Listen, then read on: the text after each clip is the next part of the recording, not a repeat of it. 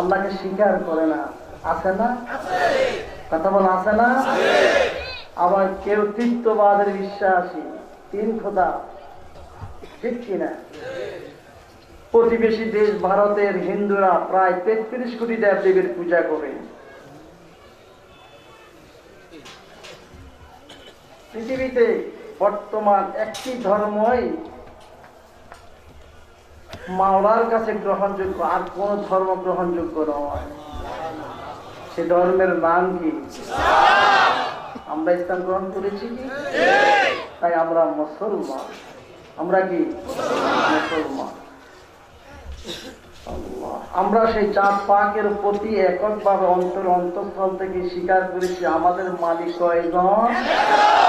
এই জন্য আমরা মুমিন। আমরা কি মুমিন? আল্লাহু আকবার। কার দয়া? পৃথিবীতে কোটি কোটি মানুষ আল্লাহকে অস্বীকার করলো, আর আপনার মতো আমার মতো শাসা ভাষা মানুষগুলো আমাদের আল্লাহকে স্বীকার করলো। দয়া কার? যে আল্লাহ সুবহানাহু ওয়া তাআলা ইসলামের মতো মহাদৌলত, ঈমানের মতো মহাদৌলত আমাদেরকে দান করেছে, তার শুকরিয়া আদায় করা কি দরকার আছে কিনা? সবাই জোরে বলুন কালিমাত শুকর, আলহামদুলিল্লাহ, আলহামদুলিল্লাহ, আলহামদুলিল্লাহ। বাবার আমার, তাফসীর মাহফিল হচ্ছে, ইজতেমা হচ্ছে, বিভিন্ন নামে, ইসলামের বিভিন্ন সংগঠনের নামে ধর্মীয় আলোচনা হচ্ছে কিনা?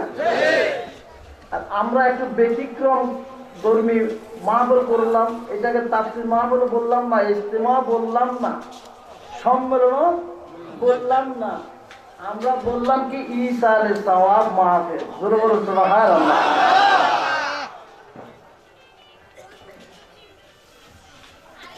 এত ব্যতিক্রম না? সারা বাংলাদেশে এখন তাফসীর তাফসীর তাফসীর হচ্ছে না, ইজতেমা ইজতেমা হচ্ছে না, সম্মেলন সম্মেলন হচ্ছে না। আমরা কি স্রোতের উল্টা পথে গিয়ে বললাম কি ঈসা আলাইহিস সালাম মাহফিল।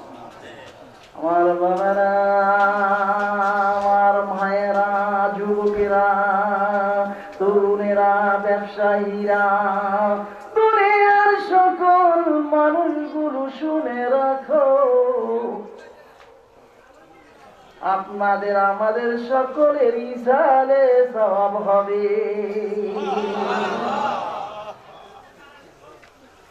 ঈসাল মানে পৌঁছান, সওয়াব মানে সওয়াব পৌঁছান। সুবহানাল্লাহ বলেন। বাবা রে, ও আমার বন্ধুরা রে, আমি আব্দুল্লাহর ঈসালে সওয়াব হবে, আপনাদেরও ঈসালে সওয়াব হবে। একটা আয়াতে টুকার জন্য পরকালে এত কান্দা কান্দ, সূরা ফাতিহার জন্য এত কান্দা কান্দ, সূরা ইখলাসের জন্য কানতে কানতে চোখের পানি দিয়া বাসাইয়া দিবে। পৃথিবীর সকল মানুষের ঈসালে সওয়াব হবে। জোরে বলুন সুবহানাল্লাহ। হবে কিনা? যারা মৃত্যুবরণ করেছে, বাবারে, মাকে জিজ্ঞাসা করছো কি, মা গো আমার প্রাণের মা, তোমার কোলে আমি লালন পালন হইলাম, তুমি আজকে কবরের ঘরে লালন পালন হইতে আসো। মা, তুমি আমাকে ঠান্ডা লাগবে বিদায় মা তুমি বুকের থেকে দূরে রাখো নাই, মাটিতে শোয়াও নাই, কিন্তু মা গো মা, আমার নিষ্ঠুর সন্তান হলাম, এত পাষাণ সন্তান হলাম, তুমি আমাকে বুকের গরম জায়গায় রাখছো, আর আমি সন্তান নিষ্ঠুর হইয়া তোমাকে রাখলাম মাটির ভিতরে।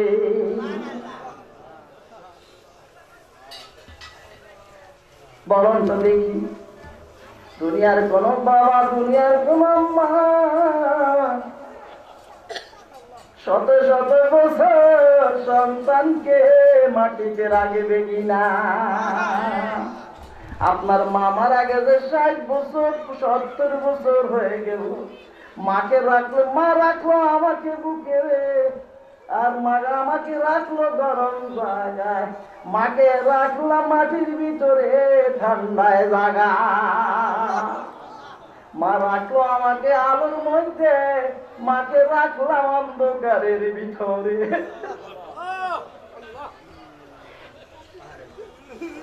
মা তুমি আমাকে করতে দাও, মা তুমি আমাকে কাঁদতে দাও নাই। আজকে মা তুমি কবরের ভিতরে কাঁদতেছো, আমি কেন শুনি না? যুবক রে, কেন করে মায়ের কথা বললা রে?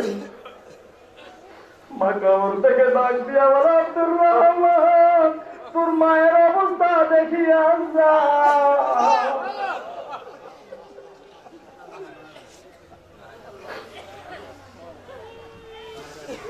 ইসালের সওয়াব কেন করবো বাবা, আমি সংক্ষেপে বলতেছি। وعن ابي هريره رضي الله تعالى عنه قال قال رسول الله صلى الله عليه وسلم ان الله عز وجل لا يرفع درجات لعبد الصالح بالجنه فيقول يا ربي أني لي هذه فيقول باستغفار ولوالدك رواه আপনার মিশকাতুল মাসানি। সংক্ষেপে বলতেছি বাবারে, যদি সুযোগ হয় পরে বিস্তারিত বলবো। যুবক রে, ও যুবক, গতকালকে আমার প্রতিবেশী একজন আমার আত্মীয় মহিলা ইন্তেকাল করেছে। স্বামীর বাড়ি মাইজদি, বাবার বাড়ি আমার এই পাশেই, দাফন করছে এইখানে। কালকে ওনার ছেলে বলে বাড়িতে থাকতে পারি না, আমার বাড়ি বিল্ডিং, কিন্তু আমার মাকে রাখলাম নানার বাড়ির মাটির ভিতরে। আপনার কাছে আসছি, আমাকে হাদিয়া দিয়া দোয়া চাইছে। বাবার এই হাদিস শরীফে আসছে, আবু হুরায়রা রাদিয়াল্লাহু তাআলা আনহু হইতে বর্ণিত আছে, নবী করিম সাল্লাল্লাহু আলাইহি সাল্লাম ইরশাদ করিয়াছেন। কে? আল্লাহর নবী কি বলতেছেন? ও বাবা, কথাগুলো কান দিয়া শোনো যুবকেরা। আল্লাহ পাক বেহেশত নেক বান্দাদের মর্তবা বৃদ্ধি করিয়া দিলে তারা জিজ্ঞাসা করবে, হে আমার প্রতিপালক, আপনাদের যখন নাকি জান্নাতে আপনাদের ইজ্জত সম্মান বাড়িয়া যাইব, জোরে বলেন সুবহানাল্লাহ। আল্লাহ, আমি এই মর্তবা কি লাভ করিলাম, কিভাবে লাভ করিলাম? প্রশ্ন করবে, আল্লাহ আমি তেমন আমল করি নাই, কিছুই করি নাই, আমার এত মর্যাদা এত সম্মান কেন? উত্তরে আল্লাহ পাক বলিবেন, তোমার সন্তানগণ তোমার জন্য যে মাগফিরাতের দোয়া করিয়াছে উহার বিনিময়ে তুমি ইয়া লাভ করিয়াছা। এটার নাম হলো ইতারে সাওয়াব। আরেকটা হাদিস বলি, আমি বর্ণনা আরম্ভ করব। ওয়ান আব্দুল্লাহ ইবনে আব্বাস রাদিয়াল্লাহু তাআলা আনহুমা قال قال رسول الله صلى الله عليه وسلم ما الميت في القبر إلا كالغريق المتغوص ينتظر دعوة تلحق من أب أو أم أو أخ أو صديق فإذا لاحقته كان أحب إليه من الدنيا ما فيها وإن الله لا يدخل على أهل القبور من دعاء أهل الأرض أمثال الجبال وإن هدية الأحياء إلى الأموات الاستغفار لهم رواه البيهقي। সুবহানাল্লাহ। হাদিসকে বর্ণনা করেছেন আল্লাহর রাসূল থেকে বর্ণনা হযরত আব্দুল্লাহ। আমি কিতাবের যে বাংলাটা আমি সেটাই বলতেছি। হযরত আব্দুল্লাহ বিন আব্বাস রাদিয়াল্লাহু তাআলা আনহু হইতে বর্ণিত আছে যে নবী করিম সাল্লাল্লাহু আলাইহি সাল্লাম ইরশাদ করিয়াছেন, ডুবন্ত মানুষ যেমন সাহায্যের আশায় ফরিয়াদ করিতে থাকে, সাগরে মানুষ যখন পড়ে যায় তখন বাঁচার জন্য কত কিছু করে, কত ফরিয়াদ করে, বন্ধুরে আমার ফরিয়াদ করিতে থাকে, ঠিক তেমনি মৃত ব্যক্তি কবরের মধ্যে তার মাতা পিতা ভাই বেরাদার ও দোস্ত আহবাবের পক্ষ হইতে দোয়ার আশা করিয়া থাকে। কথা বুঝছেন? সাধারণ বাংলা। আমার কাছে কারা যারা কবরে আছেন তারা কি করে? দোয়ার আশা করিয়া থাকে। আল্লাহ অতঃপর যখন সে তাদের পক্ষ হইতে কোন দোয়া পায় তখন উহার তাহার নিকট গোটা পৃথিবী এবং উহার যাবতীয় সম্পদ হইতে অধিক প্রিয় মনে করে। ব্যাখ্যাটা পরে বলা হবে, বাংলা বুঝুন তো? বুঝুন পৃথিবী এবং উহার যাবতীয় সম্পদ হইতে অধিক প্রিয় মনে করে। আর ইহাতে কোন সন্দেহ নাই যে আল্লাহ পাক পৃথিবীবাসীদের দোয়ার ফলে কবরবাসীদের জন্য পাহাড় পরিমাণ সওয়াব কবরে পৌঁছাইয়া দেয় এবং নিঃসন্দেহ মৃতদের জন্য জীবিতদের হাদিয়া তাহাদের জন্য হলো মাগফিরাতের দোয়া করা। জোরে কান সুবহানাল্লাহ। সংক্ষেপ কথা বাবা, সংক্ষেপ কথা। আমার অনেক ওলামায়ে কেরাম প্রাণের ভাইরা বলে বেদাত। ও মুরব্বি তুমি বেশি বুঝো না বিশ্ব নবী বেশি বুঝে? কবরের হাল তুমি বেশি দেখো না বিশ্ব নবী বেশি দেখে? ও যুবক রে, ও যুবক, আল্লাহর হাবিব সাহাবায়ে কেরামদেরকে নিয়ে জান্নাতুল বাকির কবর জিয়ারত করতেছে। করতে করতে হঠাৎ একটা কবরের পাশে দাঁড়াইয়া হুজুর দোয়া করে মাগফিরাতের দোয়া করে, দোয়া কবুল হয় না। হুজুর আবু যর গিফারি রাদিয়াল্লাহু তাআলা আনহুকে বলেন, আবু যর গিফারি যাও এ সাহেবের কবরের মালিককে যাইয়া খবর ল, তালাশ করো। খবর নিতে নিতে যাইয়া দেখলেন একজন বৃদ্ধ মহিলা, বিধবা মহিলা। মা গো মা, জান্নাতুল বাকিতে অমুক জায়গায় এমন জায়গায় কাকে দাফন করছেন? বলে কুররাতুল আইনে আমার কলিজা টুকরা আমার সন্তানকে রাখছি। জোরে কান সুবহানাল্লাহ। বলে মা গো মা, জানি না বিশ্ব নবী কেন আপনার তালাশ করছে। বুড়ো মানুষ, বুড়ি মানুষ, মহিলা মানুষ বিশ্ব নবীর কথা শুনি কোনো আর থাকতে পারে কিনা? হেজাব পরিয়া, পর্দা পরিয়া সে জান্নাতুল বাকিতে যাইয়া আল্লাহর রাসূলকে সালাম দিলেন।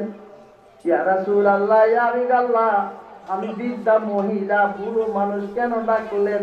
মা গো মা, ও মা, এই কবরে কাকে রাখা হয়েছে? হুজুর গো, আমার কলিজা টুকরা সন্তানকে রাখা হয়েছে। জোরে কান সুবহানাল্লাহ। হুজুর বললেন, মা গো মা, তোমার সন্তানের কবরে আযাব হচ্ছে। ইয়া রাসূলুল্লাহ, ইয়া হাবিবাল্লাহ, আমার সন্তানের কবরে আযাব হচ্ছে, আমি ক্ষমা করব না, আমি ক্ষমা করব না। ইয়া রাসূলুল্লাহ, ইয়া হাবিবাল্লাহ, আমার এই ছেলে যখন পেটে আসে তখন তার আব্বা দুনিয়া থেকে পর্দা করেছেন, ইন্তেকাল করেছেন।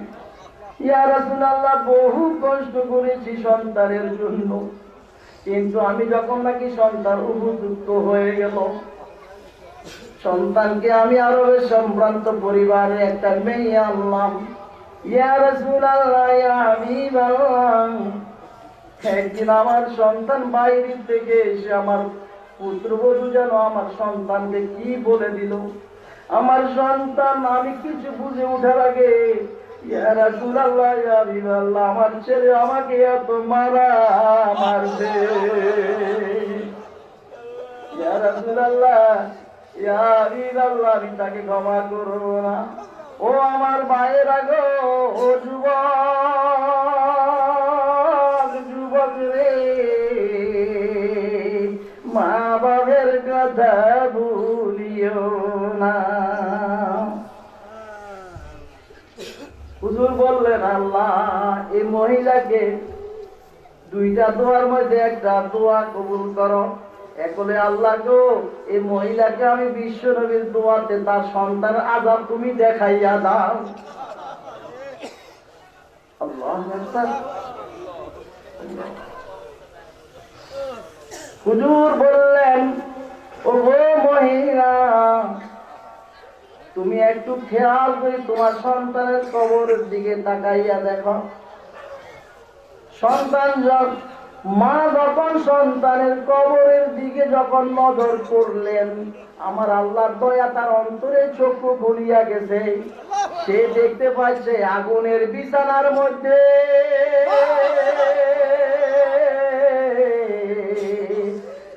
সন্তান চিৎকার দিতেছে আর গড়াগড়ি দিতেছে আর বলেন, ইয়া উম্মি আমান, মা তুমি কোথায়?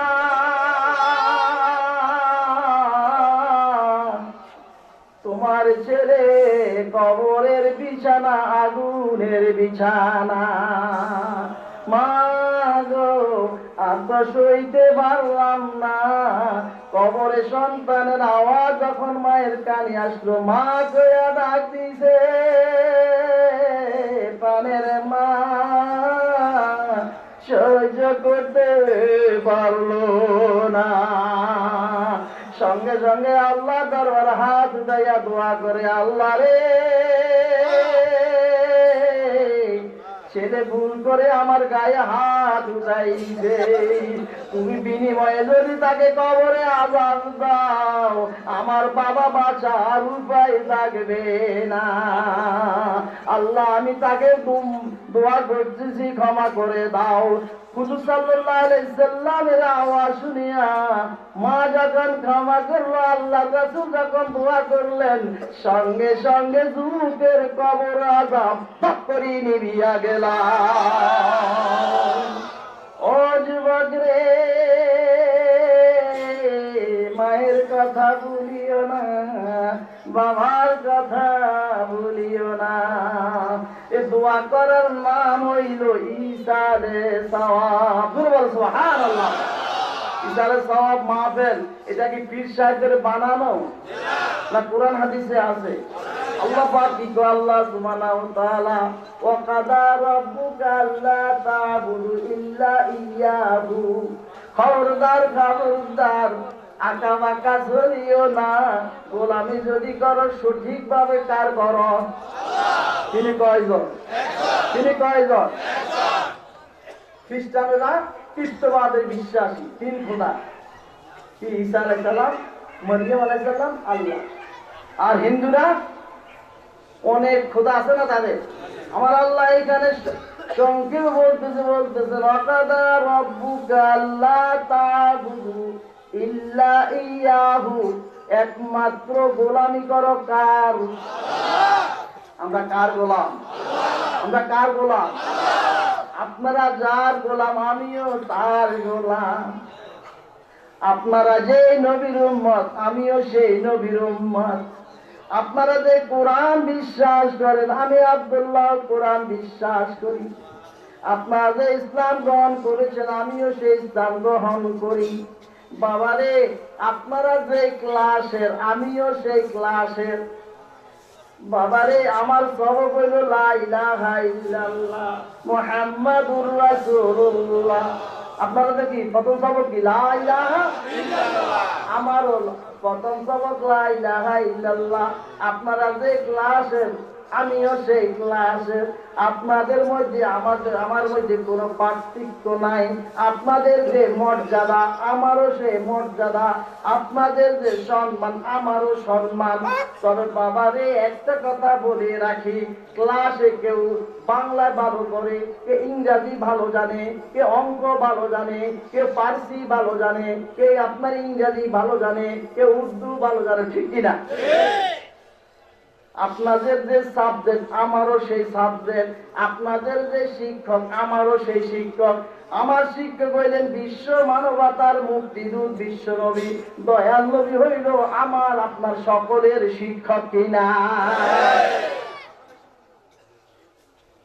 বাবা, আপনার আমার সিলেবাস হইল বিসমিল্লাহর বা থেকে নাসের সিন পর্যন্ত 114টি সূরা, 6666 আয়াত হইল তামাম দুনিয়ার উম্মতের সিলেবাস। কথা ঠিক নেই? ওই সিলেবাসের মধ্যে আমার আল্লাহ বলেন, একটা অংশ আছে সিলেবাসের মধ্যে, ওয়াকাদা রাব্বুকা আল্লা তা'বুদু ইল্লা ইয়্যাহু, খবরদার খবরদার, এই দিক সেই দিক যাইও না। গোলামি যদি করতে হয়, গোলামি যদি করতে হয়, একজনের করো কাজ। শিরক দুই প্রকার, শিরকে জলি, শিরকে খুবই, এগুলো পরে বলবো।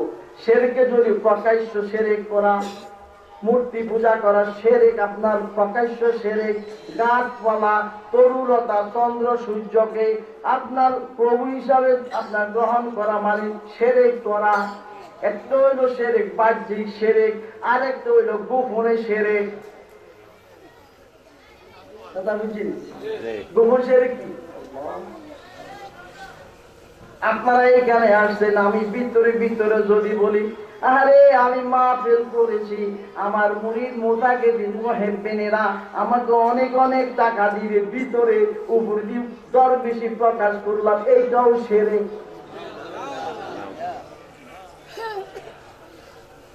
তা বুঝছেন? এইটাও শিরক।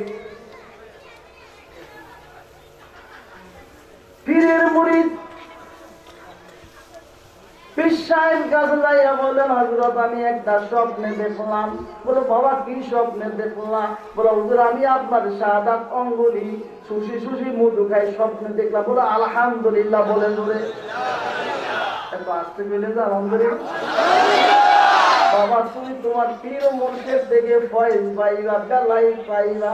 বলে হুজুর আরেকটা স্বপ্নে দেখলাম, বলতে লজ্জা হয়। বলে কি? বলে হুজুর আমি দেখছি আপনি তো আমার পীর ও মুর্শিদ, আপনি আমার বিদ্যাঙ্গুলি সুশি সুশি পায়খানা খান। পীর সাহেব হক ছিলেন। বলে বাবা সত্যিই দেখছো, তোমার একটু টাকা পয়সা বেশি ছিল, এই জন্য তোমাকে যে এই সময় মুরিদ বানাইছি, ভিতরে ভিতরে একটু খেয়াল আসছে তুমি আমার ধনী মুরিদ, তোমার থেকে আমি